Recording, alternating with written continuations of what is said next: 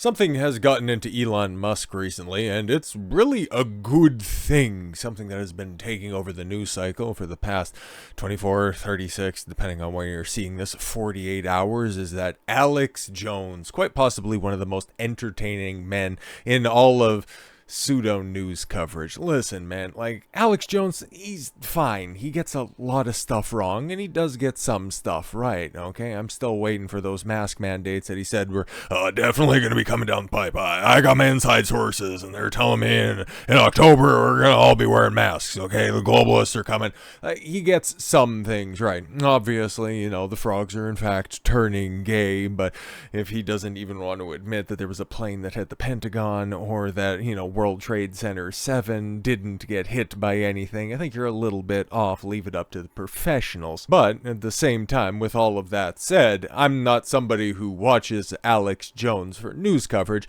I watch him for entertainment, and there is no man. He is quite possibly the most purest distillation of sheer entertainment, charisma, chutzpah, whatever you want to call it, in order to try to get advertisers. That is him. He is him. When at the end of the day, if somebody was to ask you to go ahead and construct an avatar for the internet, it would very well end up being the bombastic man from Austin, Texas.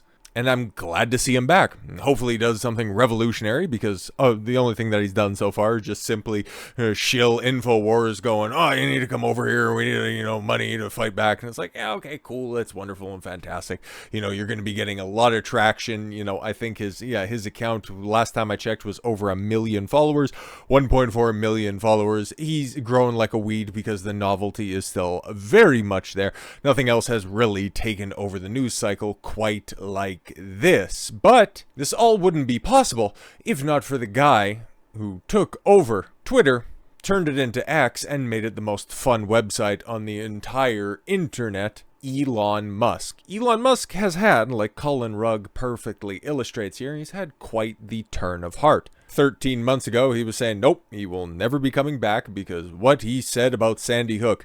Not even fully going into what he actually said about that. And then, in the next step in his evolution, his free speech rededication, I think we can go ahead and say to that, okay? Goes on stage at that DealBook Summit and tells everybody to go, or the advertisers at least, if you don't want to be on my platform, go fuck yourself, okay? A viral moment that will be played in perpetuity because of the timing, the delivery, and the sheer stunned awe that it elicited from the audience.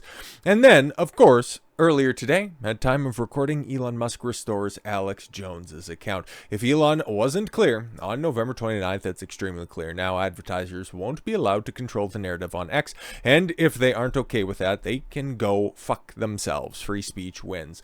Sort of. There's still a bunch of people currently in the shadow realm, some people that I don't even like necessarily, but at the same time, if Alex Jones is allowed to come back, as long as somebody doesn't break the law, come on back, y'all. The pool's warm. And you can thank Elon for turning on the pool heater, to continue along with that analogy. Actions like this harken back to something that I talked about, and I think about quite often. Not that I want to, stroke myself off when it comes to simply pointing out something that's obvious, but I made that point way back when I did a video covering what was currently going on with the MCU's Blade movie, okay?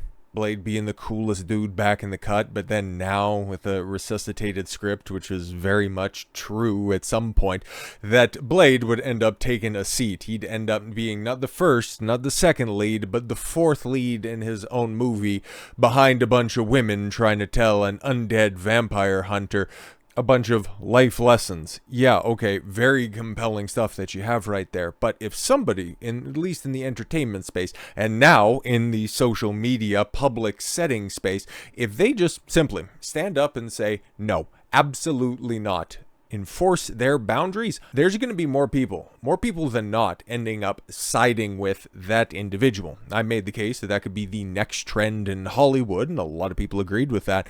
And with Elon Musk doing his incredibly important declaration, couple of weeks ago, and then following it up with reinstating somebody who he might even, well, depending on the outcome of the interview that's going to be going live here very shortly between Alex Jones and Elon Musk, doesn't fully agree with. And that's totally fine, man. There is nobody on this earth. Hell, you probably don't even agree with some of the statements that you made a month ago, 2 months ago, hell, 6 months ago. You might have even been a completely different individual on certain subjects. And you know what? That's okay, man. As long as you're out there pursuing the truth, that is really all that matters. And that's what Elon Musk, whether he knows it or not, that's what he's doing. He's providing the countermeasure to everybody else that just simply wants to toe the line. Because what Elon is doing, he's showing everybody who's kvetching currently at the moment by saying, oh, you brought back on Elon Musk. That's going to end up, you ended up bringing back Alex Jones. That's going to end up costing you, Twitter, and all your different companies. It's going to end up costing you insurmountable amount of money. You're going to end up, killing off your platform. It's not advertisers that kill the platform.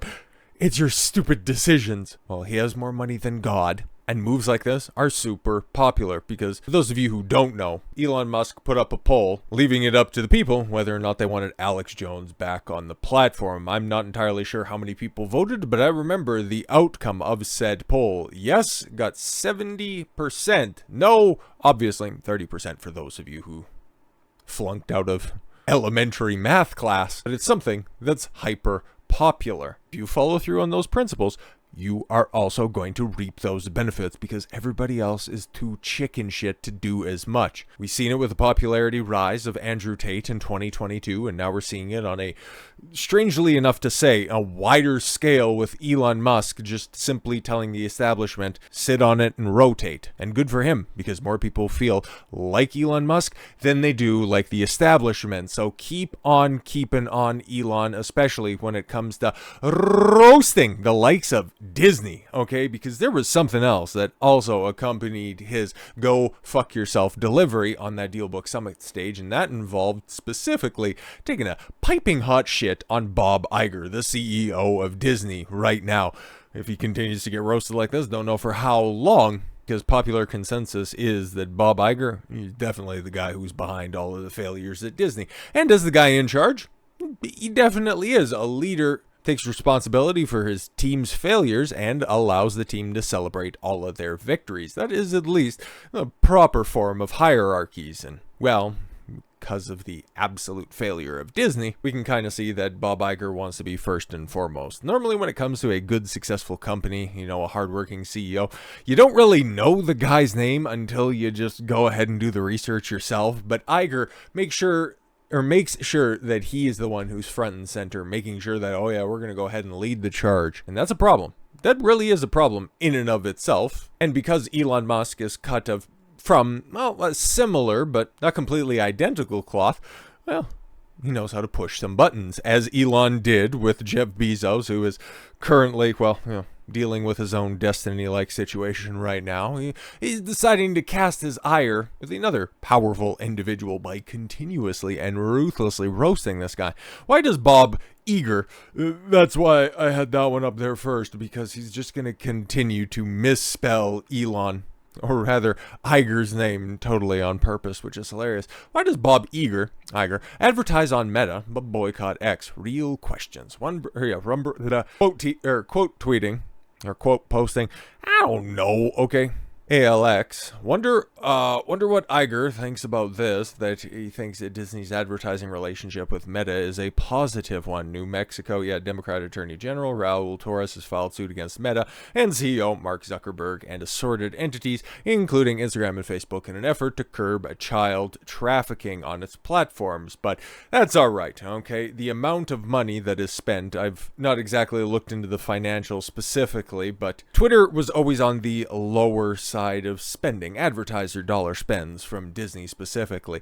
Facebook and Meta got infinitely more than that, double if not triple that budget there. And then, okay, guess where they actually spend the most? Because Instagram, Facebook, now you can even lump in old Twitter in there with how much money Disney spends. You know who gets even more than that? Double, quadruple that much? TikTok. And we all know how upfront and honest TikTok is when it comes to collecting and distributing data. So yeah, Disney, if they want to sit on their high horse, they better figure out if that thing's lame or not. But I guess in all of their infinite hubris, never thought anybody would check. Yeah, interesting. But Elon. Yeah, Elon's going to be that guy right now because he got nothing but time cuz. Today he got time cuz. Bob Iger, different way of spelling that, thinks it's cool to advertise next to child exploitation material. Real stand-up guy. Yeah, sponsored by Walt Disney Corporation. What do you have right here? Okay, Facebook and Instagram. Oh yes, once again, somebody quote tweeting that New Mexico lawsuit. And then we got this Natalie chick. Why hasn't Disney fired that guy yet? Well, because he's kind of an avatar of everybody who works in middle and upper management at Disney, and they all kind of think alike, and they just kind of believe that, 2023 was more or less an anomaly, and they can continue on business as usual. Disney is totally rotten from toes to titties, but she wouldn't get it because she's a girl. Elon replies to that he should be fired immediately while Disney is turning in his grave over what Bob has done to his company. And of course, until he starts to feel the full financial sting of all of his decisions, even though he tried to set Bob Chapek, his replacement CEO, who never actually had the ability to enact any of his personal plans. He was just simply capitulating to everything that Bob or Iger had already set into motion. Might as well just use last names because first names are the same there. This is probably another reason why Iger handpicked him to go ahead and take the fall for the pandemic and all of his terrible creative input. He just thought that it would be so much easier this time around, but not realizing that, oh God, I actually did like a whole bunch of crap, and then that stupid coof thing went on way too long. So in fact, I'm gonna have to eat a little bit of crow on this one. But guys, don't worry, he's definitely gonna step down in 2026. He's got a firm out date on that one, just like Kathleen Kennedy. She's gonna be fired from Lucasfilm anytime now, I'm sure. And like I said, until he starts to feel the full financial squeeze on this one, until that bottom line of Disney, because I understand that the stock has fluctuated quite a bit throughout 2023, but can you think of a major corporation that also hasn't done that exact same thing this year? Yeah, exactly. So it's going to take that New Mexico lawsuit to have some trickle over effect to Disney in order for them to really start to question the leadership of Iger. Or this one right here. This is going to be very interesting as well. California approves equal pay lawsuit against Disney. 9,000 women sue for alleged compensation violation.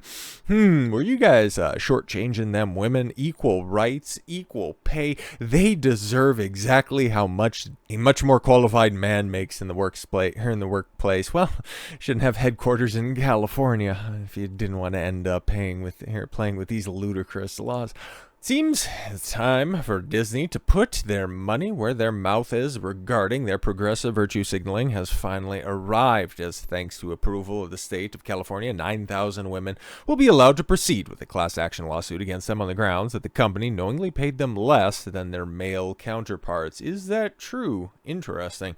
The largest such legal action to ever go forward under the state's Equal Pay Act and covering employees of the company's Disneyland, Disney Cruise Line, Film, TV, ABC, Marvel, and Lucasfilm division. The lawsuit is allowed to move forward on December 8th after Los Angeles judge Elahu M. Akbar rejected the House of Mouse attempt to dismiss the case on the grounds that the claims were too broad.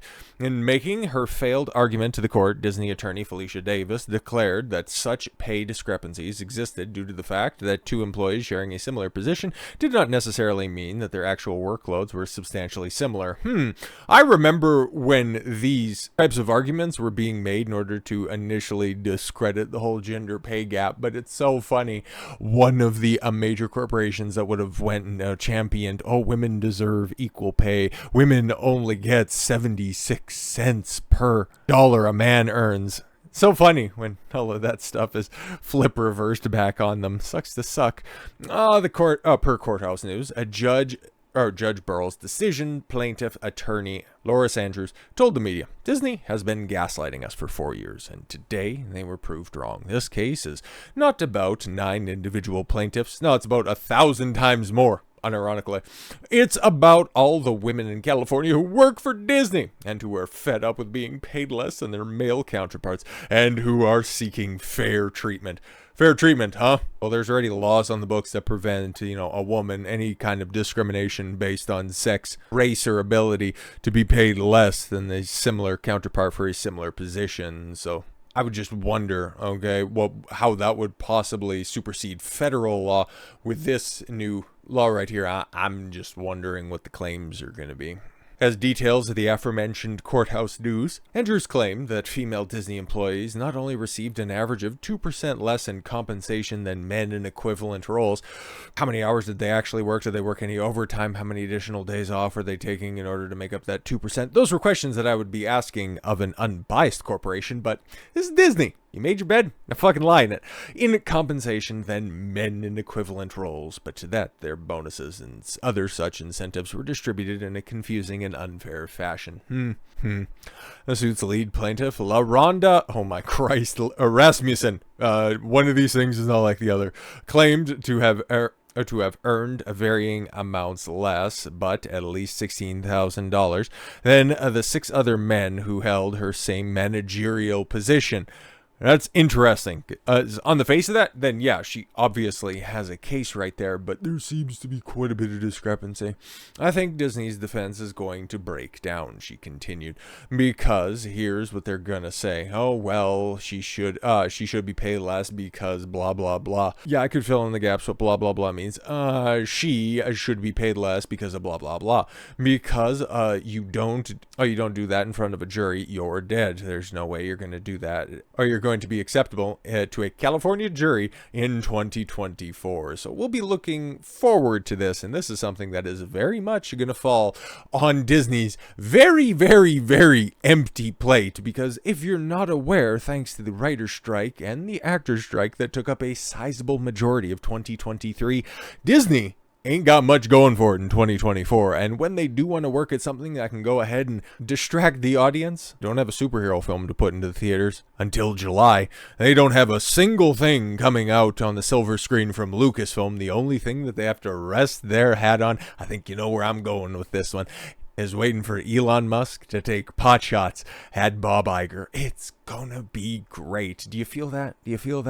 That's the tide of turning. 2024 is gonna be so much fun. So with all that said, thank you all very much for the gift of your time. I've been Don Consuelo. I want you to follow your gut and get after it. Take care, everyone.